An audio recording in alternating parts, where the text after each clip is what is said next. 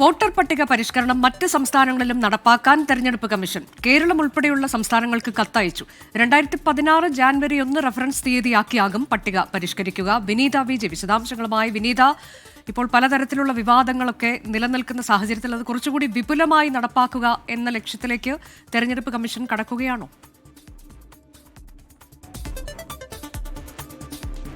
തീർച്ചയായും അനുജ സൂചിപ്പിച്ചതുപോലെ ഈ ബീഹാറിൽ വോട്ടർ പട്ടിക പരിഷ്കരണം ഏർപ്പെടുത്തിയതിന് പിന്നാലെ പ്രതിപക്ഷമൊക്കെ വലിയ രീതിയിൽ ആരോപണങ്ങൾ ഉന്നയിക്കുകയും പിന്നാലെ അവർ ഹർജിയുമായി സുപ്രീം കോടതിയെ സമീപിക്കുകയും ഒക്കെ തന്നെ ചെയ്തിട്ടുണ്ട്. ഈ വിഷയം ഇപ്പോൾ സുപ്രീം കോടതിയുടെ പരിഗണനയിലുമാണ്. വീണ്ടും ആ കേസ് പരിഗണിക്കാനായി മാറ്റിവെച്ചിരിക്കുകയാണ്. ഇതിനിടയിലാണ് മറ്റു സംസ്ഥാനങ്ങളിലേക്ക് കൂടി ഈ സമാന രീതിയിലുള്ള വോട്ടർ പട്ടിക പരിഷ്കരണത്തിന് തെരഞ്ഞെടുപ്പ് കമ്മീഷൻ ഒരു നീക്കം നടത്തിയിരിക്കുന്നത്. കേരളം ഉൾപ്പെടെയുള്ള സംസ്ഥാനങ്ങൾക്ക് ഈ പട്ടിക പരിഷ്കരണവുമായി ബന്ധപ്പെട്ട കേന്ദ്ര തെരഞ്ഞെടുപ്പ് കമ്മീഷൻ കത്തയച്ചിട്ടുണ്ടെന്നാണ് നമുക്ക് അറിയാൻ കഴിയുന്നത്. അതത് സംസ്ഥാനങ്ങളിലെ ഇലക്ഷൻ കമ്മീഷൻ ഉദ്യോഗസ്ഥർക്കാണ് കത്തയച്ചിരിക്കുന്നത്. അതിൽ കേരളം, തമിഴ്നാട് ഉൾപ്പെടെ അടുത്ത നിയമസഭാ തെരഞ്ഞെടുപ്പ് അടുത്തിരിക്കുന്ന സംസ്ഥാനങ്ങൾക്കാണ് ഒരു പ്രഥമ പരിഗണന നൽകിയിരിക്കുന്നതെന്നും നമുക്ക് ഇപ്പോൾ പുറത്തുവരുന്ന റിപ്പോർട്ടുകൾ അനുസരിച്ച് മനസ്സിലാക്കാൻ കഴിയുന്നുണ്ട്. അതായത് ബീഹാറിൽ കൊണ്ടുവന്നിരിക്കുന്നതിന് സമാനമായിട്ടുള്ള ഒരു വോട്ടർ പട്ടിക പരിഷ്കരണം തന്നെയായിരിക്കും മറ്റ് സംസ്ഥാനങ്ങളിലേക്കടക്കം വ്യാപിപ്പിക്കുക. അതിൽ അവർ പറയുന്നത് ഈ 2026 ജനുവരി 1 18 വയസ്സ് പൂർത്തിയാകുന്നതുവരെ ഈ പട്ടികയിൽ ഉൾപ്പെടുത്തും. അത്തരത്തിലേക്കുള്ള ഒരു പരിഗണനയാണ്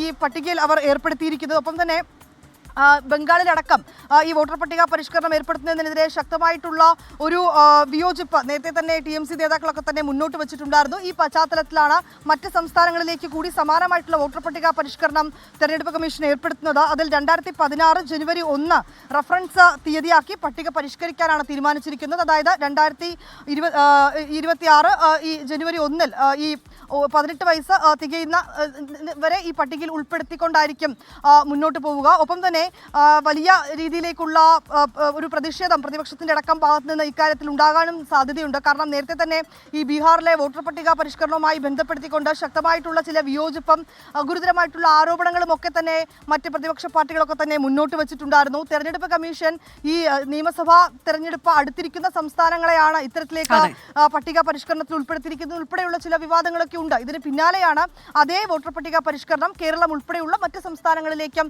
ഏർപ്പെടുത്താനായി ഇപ്പോൾ അതാണ് വോട്ടർ പട്ടിക പരിഷ്കരണം മറ്റ് സംസ്ഥാനങ്ങളിൽ കൂടി നടപ്പാക്കാനുള്ള നീക്കത്തിലേക്കാണ് തെരഞ്ഞെടുപ്പ് കമ്മീഷൻ കടന്നിരിക്കുന്നത്.